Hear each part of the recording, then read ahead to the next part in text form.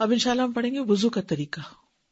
قرآن مجید میں وضو کا طریقہ سورۃ المائدہ آیت 6. يا أيها الذين آمنوا إذا قمتم إلى الصلاة فاغسلوا وجوهكم وأيديكم إلى المرافق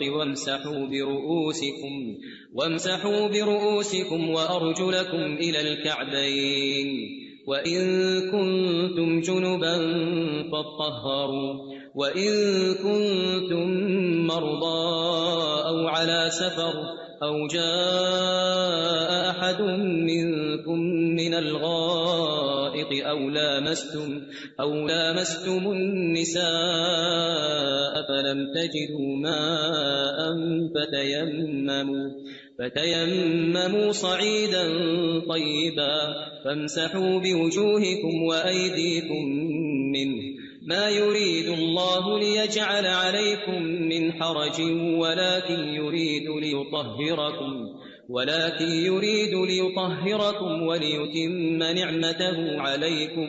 وليتم نعمته عليكم لعلكم تشكرون. آیت کے ترجمے کے آخری حصے کو آپ دیکھیے. وَلِيُتِمَّ نِعْمَتَهُ عَلَيْكُمْ. یہ طہارت، یہ وضو، یہ غسل، یہ تیمم، یہ سب کچھ کیا ہے؟ نعمت ہے، ہمارے دین کی پہچان ہے، تاکہ تم شکر گزار ہو. اس سے شکر گزاری بھی آتی ہے. دل کا ہلکا انسان جو ہوتا ہے نا وہی شکر گزار ہوتا ہے. جس کے دل پہ بوجھ ہوتے ہیں اس کو شکریہ کرنا، کسی کو دعا دینا بڑا ہی مشکل کام لگتا ہے. بہرحال اے لوگو جو ایمان لائے ہو، جب تم نماز کے لیے اٹھو تو اپنے منہ اور اپنے ہاتھ کوہنیوں تک دھو لو، ایلبوز تک، اور اپنے سروں کا مسح کرو، اور اپنے پاؤں ٹخنوں تک دھو لو، اور اگر جنبی ہو تو غسل کر لو. صرف وضو سے کام نہیں پھر چلے گا. حیض سے پاک ہو رہے ہو یا جماع سے فارغ تو اس وقت غسل کرو. اور اگر تم بیمار ہو یا کسی سفر پر ہو، یا تم میں سے کوئی قضائے حاجت سے آیا ہو، یا تم نے عورتوں سے مباشرت کی ہو، مباشرت جو جماع کے بغیر ہوتی ہے، پھر کوئی پانی نہ پاؤ، پانی نہیں، اور نماز کا وقت ہو گیا ہے، تو پاک مٹی کا قصد کرو، تیمم کر لو. بس اس سے اپنے چہروں اور ہاتھوں پر مسح کر لو. چہروں اور ہاتھوں پر، پاؤں کا ذکر نہیں ہے، سر کا ذکر نہیں ہے. اللہ نہیں چاہتا کہ تم پر کوئی تنگی کرے، لیکن وہ چاہتا کہ تمہیں پاک کرے. اسی لیے پانی نہ ہو تو مٹی استعمال کرو، وضو نہ کر سکو تو تیمم کرو، اور تاکہ وہ اپنی نعمت تم پر پوری کرے، تاکہ تم شکر گزار بنو، تاکہ تم شکر ادا کرو.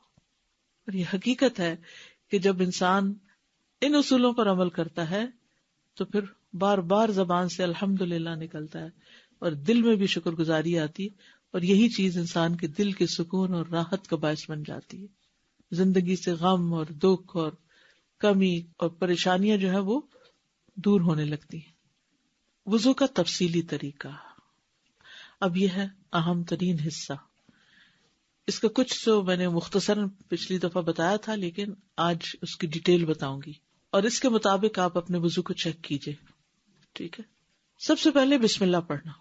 ابو ہریرہ کہتے ہیں کہ رسول اللہ صلی اللہ علیہ وسلم نے فرمایا، جس کا وضو نہیں اس کی نماز نہیں، اور جو شخص وضو کے شروع میں اللہ تعالیٰ کا نام نہ لے، بسم اللہ نہ پڑھے، اس کا وضو نہیں.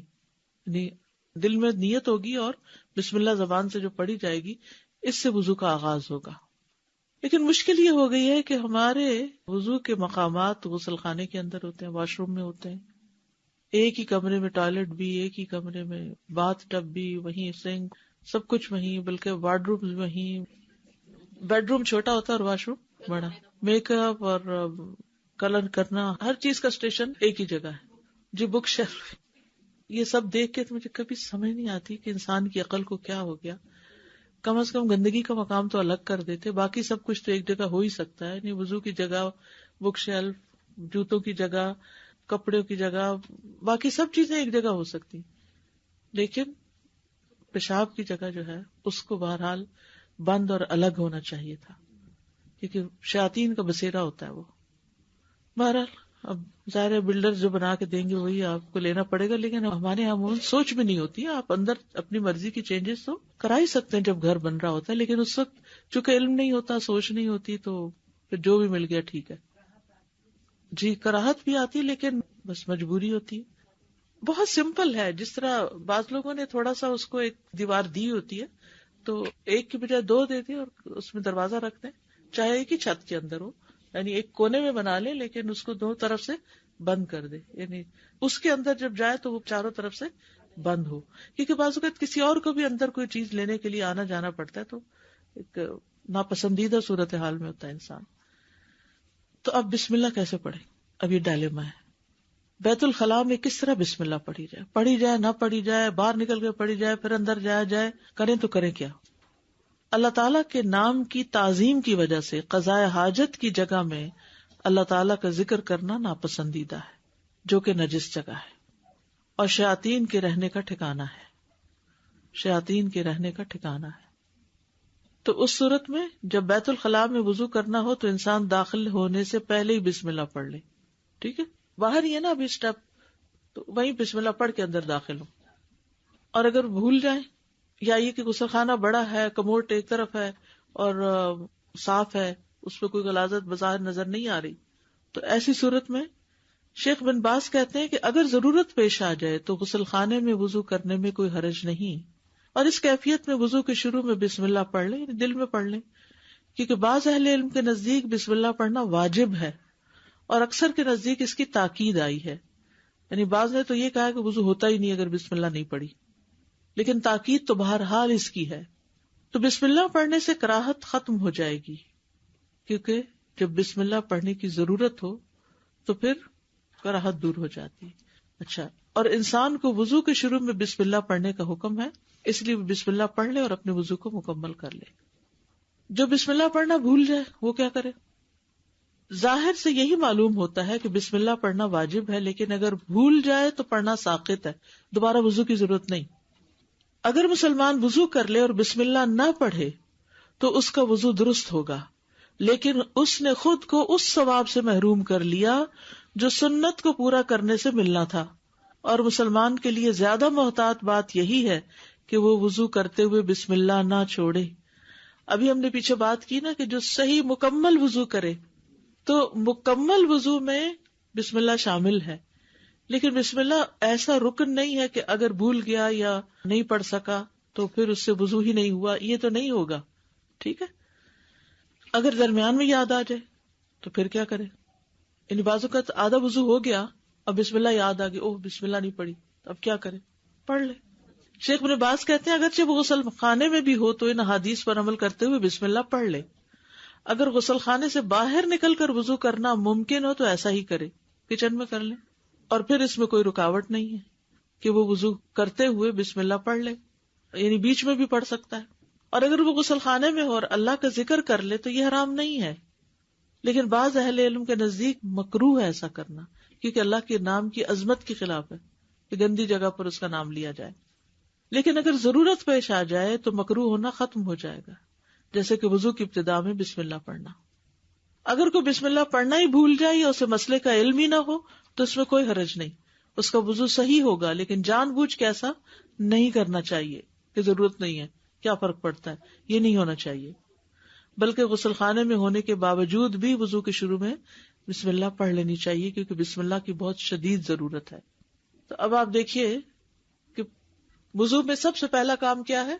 بسم اللہ. کب پڑھتے ہیں یہ بسم اللہ؟ وضو کے شروع میں. اگر وضو کی جگہ ٹوائلٹ کے اندر ہی ہے, ایک ہی روم میں ہے, تو اس صورت میں بسم اللہ کہاں پڑھی جائے؟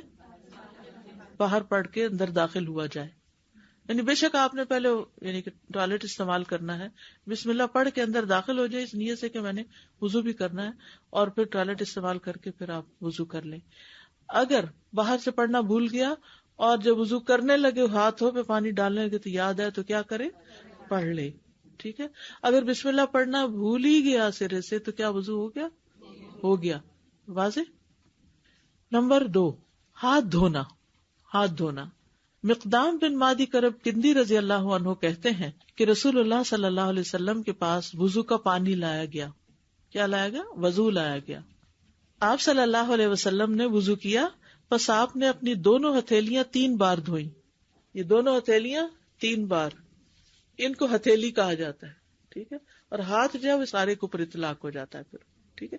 تو یہ ہتھیلی جو ہے اتنا حصہ، اور پہلے دائیں پھر بائیں. ٹھیک ہے. پہلے دایاں پھر بایاں پھر دایاں پھر بایاں. وضو کی ابتدا ہاتھ سے کرنا. عبد الرحمن بن جبیر بن نفیر اپنے والد سے روایت کرتے ہیں کہ ابو جبیر کندی رسول اللہ صلی اللہ علیہ وسلم کے پاس آئے تو رسول اللہ صلی اللہ علیہ وسلم نے ان کے لیے وضو کا پانی لانے کا حکم دیا اور فرمایا ابو جبیر وضو کرو. ابو جبیر نے منہ سے وضو کرنا شروع کر دیا، یعنی ہاتھ سیدھا منہ دھویا. تو رسول اللہ صلی اللہ علیہ وسلم نے انہیں فرمایا اپنے منہ سے شروع نہ کرو، کیونکہ کافر اپنے منہ سے شروع کرتا ہے. یعنی وہ پہلے ہتھیلیاں نہیں دھوتے، ڈائریکٹ چہرے سے. اس زمانے میں وہاں لوگ ایسا کرتے ہوں گے. پھر رسول اللہ صلی اللہ علیہ وسلم نے وضو کا پانی منگوایا اور اس ترتیب سے وضو کیا کہ اپنے ہاتھ دھوئے حتیٰ کہ ان کو صاف کیا، پھر کلی کی اور سو آن. دائیں جانب سے وضو کرنا. حضرت عائشہ کہتی ہیں کہ نبی صلی اللہ علیہ وسلم ہر کام میں جہاں تک ممکن ہوتا دائیں جانب سے شروع کرتے، یعنی دائیں جانب سے شروع کرنے کو پسند کرتے تھے. یہ صحیح بخاری کی روایت ہے. کنگھی کرنے اور وضو کرنے میں بھی، یعنی وضو کا خاص طور پر ذکر آیا ہے. ایک اور حدیث میں آپ نے فرمایا جب تم لباس پہنو اور جب تم وضو کرو تو اپنی دائیں جانب سے شروع کیا کرو. جیسے آپ نے پاجامہ پہنا ہے، جراب پہنی ہے، جوتا پہنا ہے، تو کیا کرو؟ دائیں جانب سے. وَإِذَا تَوَضَّأْتُمْ فَابْدَؤْا بِأَيْمَانِكُمْ، یعنی دائیں ہاتھ سے شروع کیا جائے پھر بایاں ہاتھ دھویا جائے. ہاتھوں کی صفائی میں مبالغے کا حکم. مبالغہ کہتے ہیں یعنی اچھی طرح، خوب. عبداللہ بن مسعود کہتے ہیں کہ رسول اللہ صلی اللہ علیہ وسلم نے فرمایا تم طہارت والے پانی کے ساتھ انگلیوں کو مبالغے کے ساتھ دھو گے ورنہ آگ انہیں خوب جلائے گی. یعنی انگلیوں کو اچھی طرح دھویا جائے، یعنی اچھی طرح ان کے اندر کے حصے بھی دھوئے جائیں تاکہ کوئی چیز اندر جمی ہوئی نہ رہ جائے. اور اب آپ دیکھیں کہ ہاسپٹلز وغیرہ میں جو ہاتھ صاف کرنے یا دھونے کا طریقہ لکھا ہوتا ہے خصوصاً ڈاکٹر اور نرسز کے لیے، تو اس میں انگلیوں کے جو بیچ کے یہ جو درمیان کے حصے ہیں ان کو خاص طور پر دھونے کا طریقہ بتایا گیا ہوتا ہے کہ ان میں سے کوئی چیز بھی چھوٹے نہ. ٹھیک ہے. غسل البراجم کہتے ہیں اس کو، انگلیوں کے پور اور جوڑ دھونا. حضرت عائشہ کہتی ہے کہ رسول اللہ صلی اللہ علیہ وسلم نے فرمایا 10 چیزیں فطرت ہیں: مونچھیں کتروانا، داڑھی بڑھانا، مسواک کرنا، ناک میں پانی ڈالنا، ناخنوں کا کاٹنا، جوڑ دھونا، بغل کے بال اکھیڑنا، زیر ناف بال صاف کرنا ریزر وغیرہ سے، پانی سے استنجا کرنا. براجم جو ہے یہ برجمہ کی جمع ہے. یہ انگلیوں کے پوروں میں گریں ہوتی ہیں جن میں میل جمع ہو جاتی ہے. یہ انگلیوں کے جوڑ ہوتے ہیں جو انگلیوں کے جڑوں کے درمیان ہوتے ہیں. ٹھیک ہے. یعنی دونوں چیزیں اس میں شامل ہیں. یہ جوڑ ہے نا انگلی کا، تو اس کا پچھلا حصہ، اس کے اندر بھی کچھ پھنسا ہو سکتا ہے. آپ اپنے خواتین خصوصاً ینگ صاف ستھرے ہاتھوں کو مت دیکھیں. وہ جو مزدور کام کرتے ہیں اور جو لوگ ہینڈی مین ہوتے ہیں اور خصوصاً ہیوی ہاتھ ہوتے ہیں جن کے، اور ان کے بھاری بھاری ہاتھوں میں یہ بڑی بڑی جھریاں ہوتی ہیں اور ان کے اندر بھی کچھ نہ کچھ جمع ہو جاتا ہے. تو یعنی ہمارا دین تو سب کے لیے ہے نا. اگر آپ کے لیے مجھے تو ضرورت نہیں محسوس ہوتی، میں تو ٹھیک ہے، صاف ہے، تو کچھ نظر نہیں آ رہا، تو بعض اوقات آٹا لگ جاتا ہے، آٹا تو ناخنوں پر بھی لگ جاتا ہے. تو کوئی بھی چیز لگی ہو تو اس کو خوب مل کے دھونا چاہیے. انگوٹھی کی جگہ دھونا، یعنی انگوٹھی کو بھی گھما لیں. ابن سیرین وضو کرتے وقت انگوٹھی کی جگہ بھی دھویا کرتے تھے. ٹھیک. اب یہ ہو گیا دوسرا حصہ، ہاتھ دھونا. کیسے دھوئیں گے؟ کتنی بار دھوئیں گے؟ 3 دفعہ. کون سا ہاتھ پہلے دھوئیں گے؟ دائیں جانب، پھر بایاں. کتنی دفعہ دھوئیں گے؟ 3 بار. اور پھر اس میں خاص احتیاط کریں گے، پوروں کی، جوڑوں کی، انگلیوں کے بیچ کے حصوں کی خوب مل کے دھوئیں گے تاکہ کوئی حصہ بھی، ناخنوں کے آس پاس کوئی آٹا، کوئی نیل پالش، کوئی چیز باقی نہ رہے. ٹھیک ہے. اوکے. جی استاذہ، یہ بسم اللہ کا پوچھنا تھا کہ بسم اللہ الرحمن الرحیم پورا پڑھنا ہے یا صرف بسم اللہ کہنا ہے؟ جی اچھا سوال ہے. بسم اللہ الرحمن الرحیم سارا نہیں پڑھنا، بسم اللہ کافی ہے. جب ہم اندر ٹوائلٹ میں جاتے ہیں تو پوری دعا تو پڑھ کے جاتے ہیں، جب ساتھ میں ٹوائلٹ ہوتا ہے تو وضو بھی وہیں کرنا ہے اور آپ کو جو ہے وہ بھی پوری کون سی دعا پڑھ کے جاتے ہیں؟ ٹوائلٹ جانے کی دعا بسم اللہ. وہ تو اللہ میں نہیں عزو بکم من الخبث والخبائث، وہ تو الگ دعا ہے، بسم اللہ الگ ہے. اور جو وضو کے بعد کی دعا ہے وہ باہر نکل کے پڑھی. استاد میرا سوال مسواک سے تھا. مسواک کا بھی یوز کرنے کا کوئی اسپیشل طریقہ رکھنے کا؟ مسواک میں جو سب سے آسان مسواک ہے وہ زیتون کی شاخ ہے.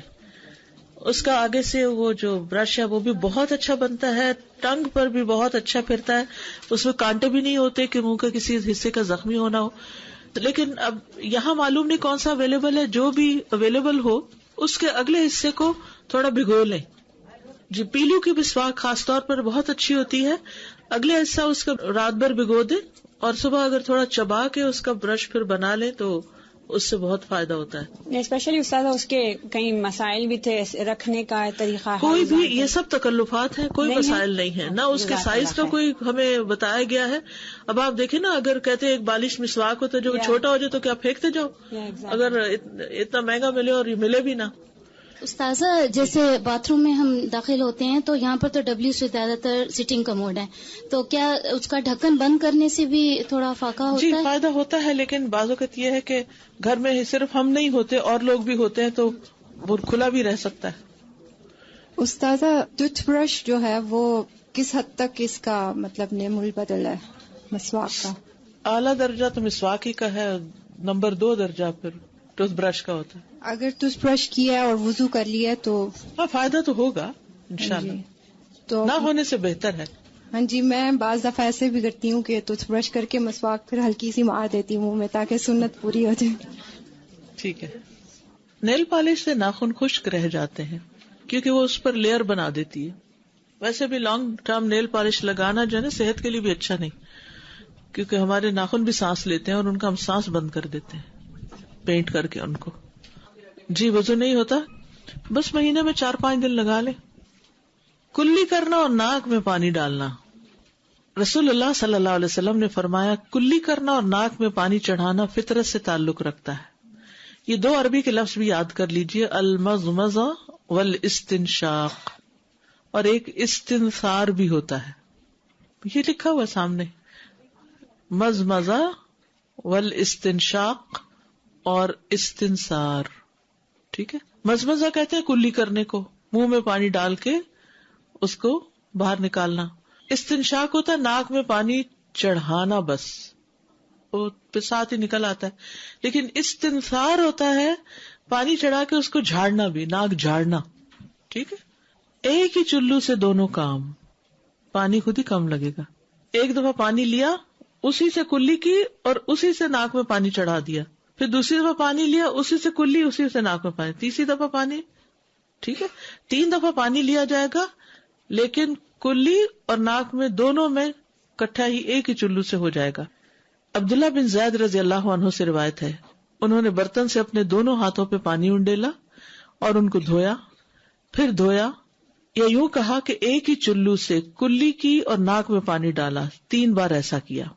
عبد خیر کہتے ہیں میں نے علی رضی اللہ عنہ کو دیکھا کہ ایک کرسی لائی گئی، آپ اس پر بیٹھے، پھر پانی کا ایک کوزہ لایا گیا، آپ نے اپنا ہاتھ 3 بار دھویا، پھر کلی کے ساتھ ہی ناک میں بھی پانی چڑھایا، دونوں ایک چلو کے ساتھ. یہ ہے ایک طریقہ، اور اس میں جو اسناد ہیں وہ زیادہ مضبوط ہیں اور بہتر طریقہ یہ ہے. دوسرا طریقہ دونوں کاموں کے لیے علیحدہ علیحدہ پانی لینا، پہلے 3 دفعہ کلی کرنا، پھر 3 دفعہ ناک میں پانی ڈالنا.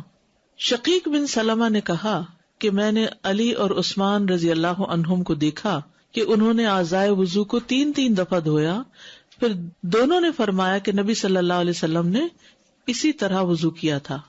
اعضائے وضو کو 3 دفعہ دھویا.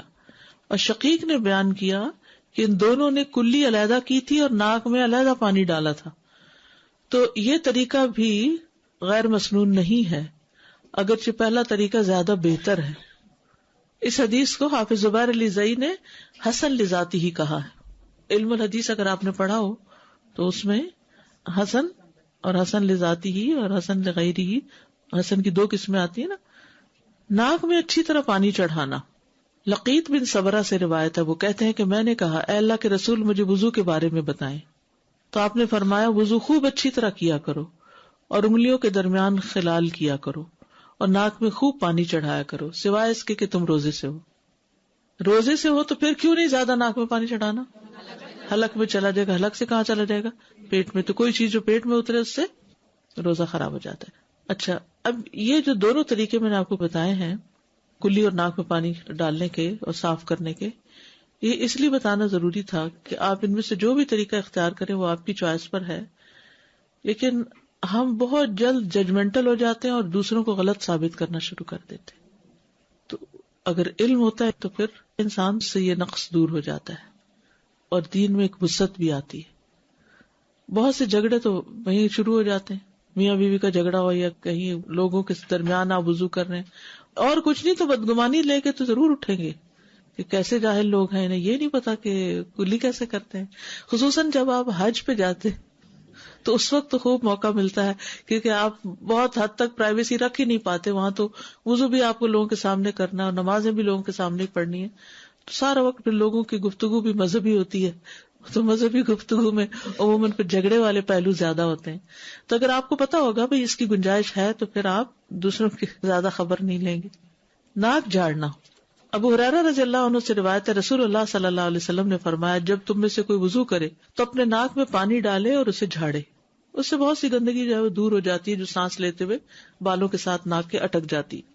ایک اور حدیث ہے، ابو ہریرہ رضی اللہ عنہ محمد رسول اللہ صلی اللہ علیہ وسلم سے روایت کرتے ہیں، پھر انہوں نے کچھ احادیث بیان کی اور ان میں سے ایک یہ بھی تھی کہ رسول اللہ صلی اللہ علیہ وسلم نے فرمایا جب تم میں سے کوئی وضو کرے تو اپنے دونوں نتنوں سے ناک میں پانی کھینچے پھر ناک جھاڑے. تو پانی کھینچنا جو ہے یہ بھی بہت سی بیماریوں کا علاج ہے. خاص طور پر ایک چھوٹا سا ٹوٹکا ہے کہ جب زکام شروع ہو رہا ہو یا ایون بہت بہہ بھی رہا ہو تو دوائیوں سے اس کو زیادہ اتنا فائدہ نہیں ہوتا کیونکہ جو ایک شروع ہو گیا ہے اس نے اب اپنے انتہا کو پہنچنا، لیکن کمفرٹ کے لیے انسان کچھ چیزیں کرتا ہے. تو اگر آپ اس میں بھی پانی خوب ناک میں چڑھا کے ناک صاف کرتے ہیں تو بہت جلدی آرام آ جائے گا آپ کو انشاءاللہ. اول تو یہ کہ اگر عمومی عادت ہے ناک پراپر صاف کرنے کی تو یہ جو ENT کے امراض ہیں ان سے آپ بچ جائیں گے انشاءاللہ. جو شخص ہر روز صبح حلق تک مسواک سے اپنا ٹوتھ برش سے نہ کریے گا، حلق تک اپنا سب کچھ صاف کرتا ہو اور ناک اچھی طرح صاف کرتا ہو تو اس کو ایسی بیماریاں لگیں گی کم. اور اگر ہو گئی ہے کوئی اور کرنا شروع کر دیں تو انشاءاللہ تعالی افاقہ بھی جلد ہوگا، کیونکہ ہمارا دین جو چیزیں ہمیں بتاتا ہے نا اس میں ہماری آخرت کے ساتھ ساتھ دنیا کا بھی فائدہ ہے.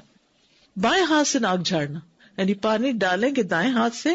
تو اس دن کسی نے سوال کیا تھا پانی ڈالیں گے دائیں ہاتھ سے اور ناک جھاڑیں گے بائیں ہاتھ سے، کیونکہ جب آپ ڈال رہے ہیں نا پانی تو اس میں کوئی حرج نہیں ہے، آپ کا ہاتھ گندا نہیں ہوتا، لیکن جب آپ جھاڑتے ہیں تو گندا ہوتا ہے. تو ہر گندے کام کے لیے لیفٹ ہینڈ رکھا گیا. حضرت علی سے مروی ہے انہوں نے وضو کا پانی منگوایا، پھر اس سے کلی کی اور ناک میں پانی چڑھایا اور اپنے بائیں ہاتھ سے جھاڑا. بس انہوں نے اس طرح 3 مرتبہ کیا اور پھر فرمایا یہ ہے اللہ کے نبی کا وضو. ٹھیک ہے صلی اللہ علیہ وسلم. کلی یا ناک دھوئے بغیر وضو مکمل نہیں ہوتا. ٹھیک ہے.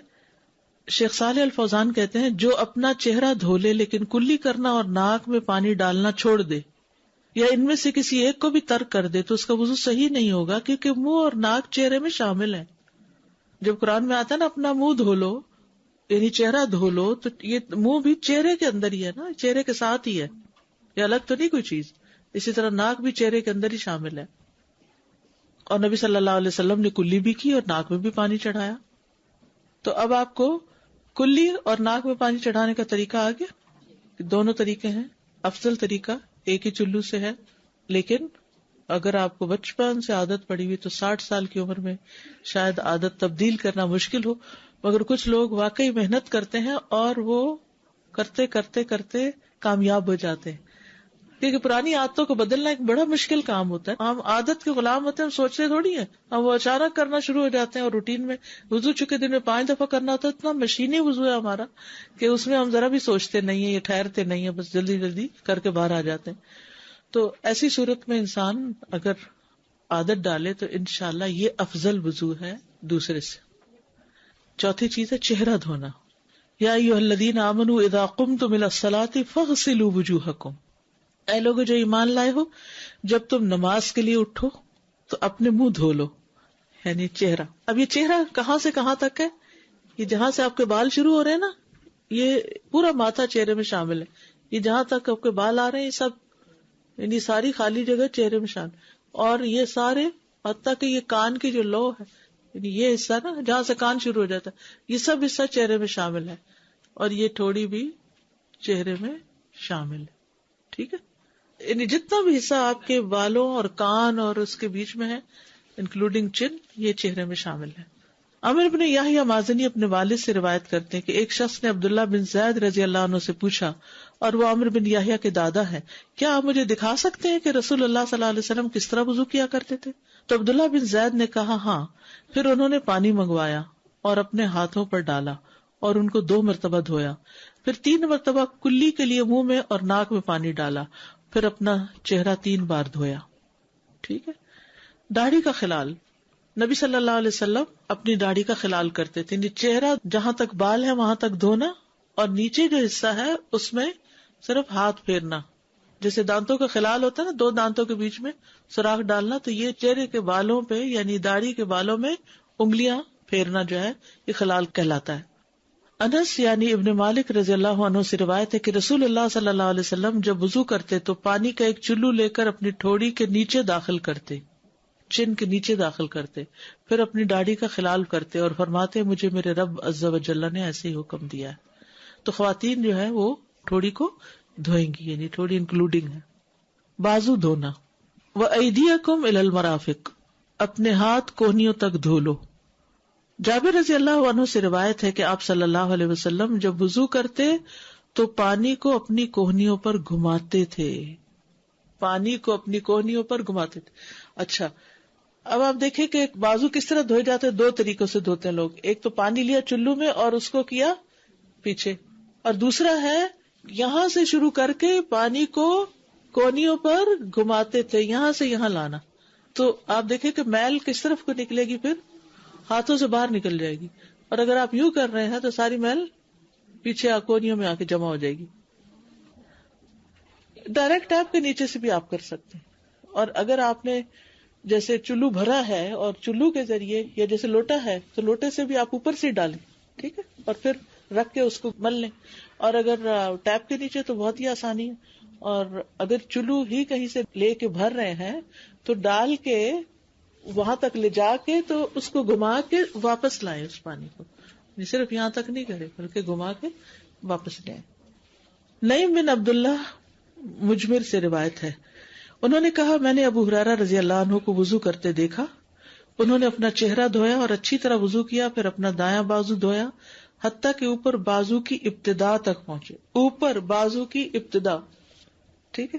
پھر بایاں بازو دھویا حتیٰ کہ اوپر بازو کی ابتدا تک پہنچے. یہ اوپر ہے نا، یہ اوپر ہے، یہ نچلا حصہ ہے، یہ اوپر.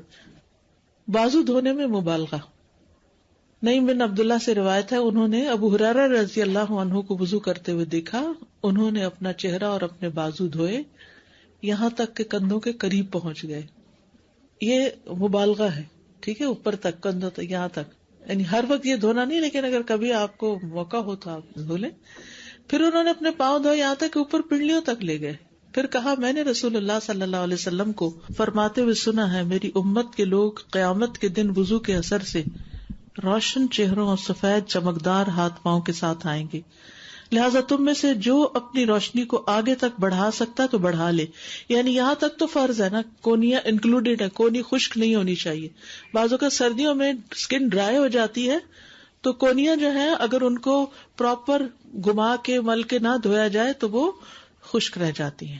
ٹھیک ہے، تو اگر کوئی اس سے ذرا اوپر تک دھونا چاہے تو اوپر بھی دھو سکتا ہے. مگر ہمارے یہاں تو لوگوں نے شرٹس کی آستینیں اتنی ٹائٹ رکھی ہوئی ہیں کہ کئی لوگ اس پہ مسح بھی کرنا چاہتے ہیں. کہتے ہیں جرابوں پہ مسح کی اجازت ہے تو اس پہ بھی کر لیتے ہیں. نہیں، جس نے بازو نہیں دھوئے کونیوں تک اس کا وضو نہیں ہوا. یعنی آپ بازو دھوئیں گے کونیوں تک اور کونیوں والے حصے پر پانی گھما کے مل کے اس کو دھوئیں گے، پانی نیچے لائیں گے.